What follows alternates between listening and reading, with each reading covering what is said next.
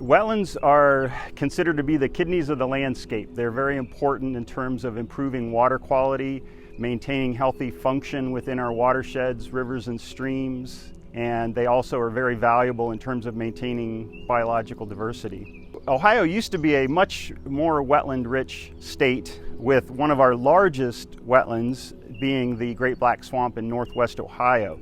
It's estimated that Ohio has lost over 90% of its wetlands, with a lot of those losses occurring in northwest Ohio, but we've incurred losses throughout the state. So the 10% of the wetlands we have remaining are particularly valuable resources. There are federal agencies and state agencies that are very active in working with landowners. NRCS is a standout, I think, in terms of working with the agricultural community to promote conservation. So the Natural Resources Conservation Service provides a variety of voluntary programs to farmers throughout the landscape.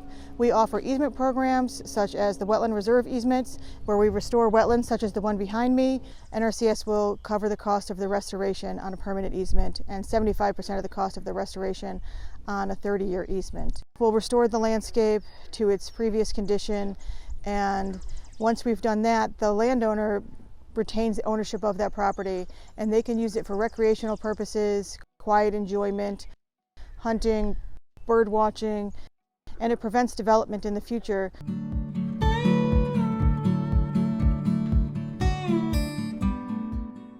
So in order for an area to be considered wetland, in a legal sense, the area has to have three key components, and that is a predominance of wetland vegetation. These are plants that are adapted to life in saturated or inundated conditions.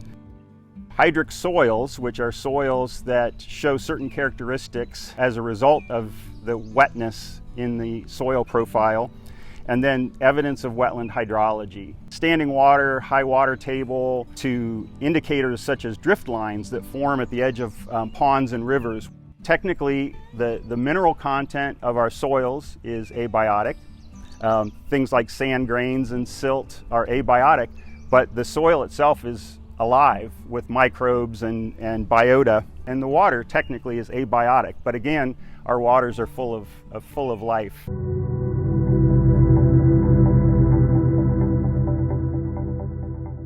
So when soils sit in a saturated condition for a period of time, they quickly become anaerobic. The oxygen leaves the soil profile, and it creates a condition that's referred to as a reducing condition that makes iron, which is a constituent of our soils, more mobile, and it can actually move within the soil profile. It can leach out, oftentimes leaving these blackish or grayish colors. So you'll see these color changes as a result of the chemistry that's happening, and wherever you have little pockets of air that form, you'll get these rusty tracks along the roots and little pockets of air where iron oxides or rust have formed. This is referred to as a Munsell soil color chart. It's a way that wetland scientists and soil scientists can kind of standardize their observations. And here we have a soil that has a reduced matrix, which is kind of this grayish color, indicating it's a reduced soil. And you can see these kind of rusty spots, and these are areas where iron has actually built up in the soil and oxidized. So that's one of the key indicators that we look for as an indication that a soil is indeed hydric.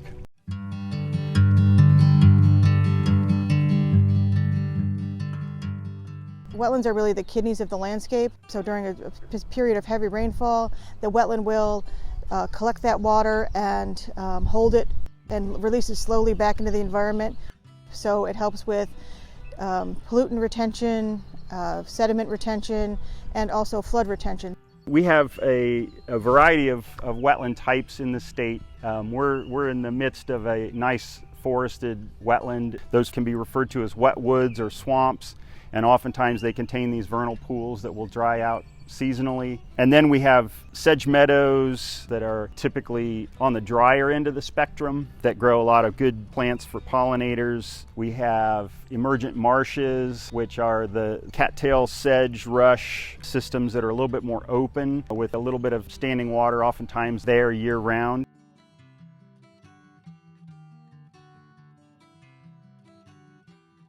I'm standing in the midst of a lot of hydrophytes right along the edge of a vernal pool on this property. Hydrophytic plants are plants that are specifically adapted to life in saturated or inundated conditions. There are a variety of adaptations, one of which is referred to as pressurized gas flow. The plants actually have the ability to pump atmospheric oxygen through their tissues down into the roots. A lot of plants you see in wetlands have very open-pored tissues called parenchyma, which facilitate that gaseous exchange. So if you're near a pond and you tear off a cattail leaf, you'll find that it's very spongy, and that's the parenchyma. We'll see these natural transitions along the edges of wetlands where there's a shift from what we consider to be upland species to wetland species, or those hydrophytes. In forested systems like the one we're in today, we see a lot of pin oak, green ash, American elm, and some very large silver maples back in this particular wetland.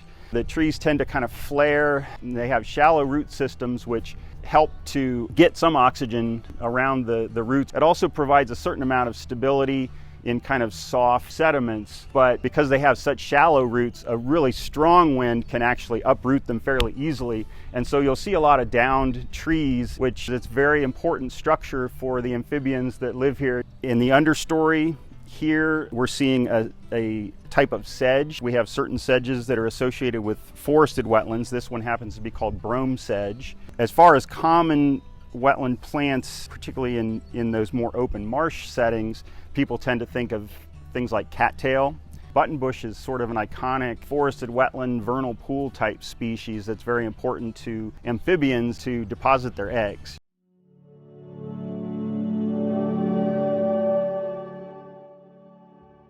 Nature's supermarket is one term that I've heard, just because these wetland areas are so rich with resources for humans and wildlife alike. Wetland food webs are quite complex, just because there are so many different niches within the ecosystem.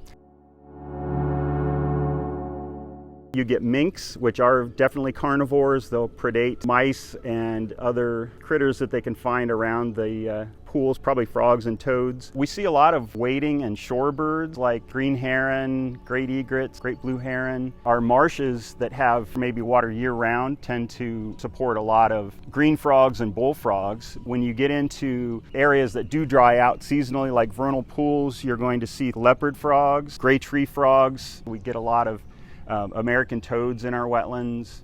The vernal pool is very important to the salamanders for breeding, because that's where they move in the springtime to deposit their eggs. They crawl out of the wetland as adults and burrow into the rich forest soils.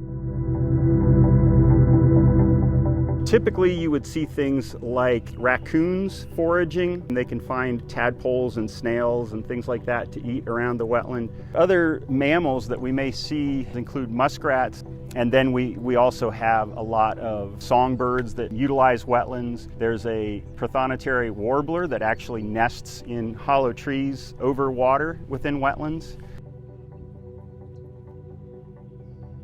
Beaver are ecological engineers that are capable of some really impressive wetland formation. And then, of course, lots and lots of waterfowl. This would be a great spot for wood ducks. If you're a thirsty deer, you might end up at this wetland for a drink.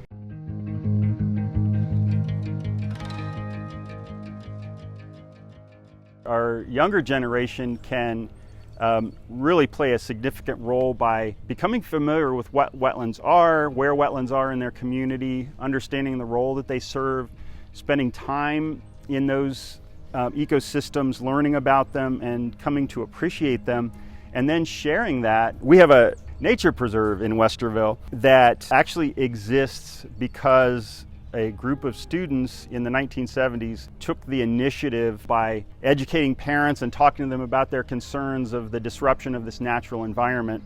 We now have Boyer Nature Preserve in Westerville, Ohio, which is a really neat site. Students can also get involved in small-scale restoration, putting in a rain garden, which rain gardens are effectively like mini wetlands. They function very similarly and will support the same types of plants, so you can enjoy those plants and the pollinators and other wildlife that will benefit from those plants. Students can also watch for volunteer opportunities to assist with restoration plantings, litter cleanups, things like that that improve our resource. If you're interested in being a natural resource specialist and working out in the environment, you need to go to school, college generally, but there are some 2-year programs that are also available, lots of them throughout the state of Ohio. It allows you to work outside in nature, explore wetlands, help restore nature to its original condition, and so you can be a biologist, you can be like myself who's a soil scientist, or you can be a forester. There's lots of options available depending on what you would like to specialize in. It's something that you should explore.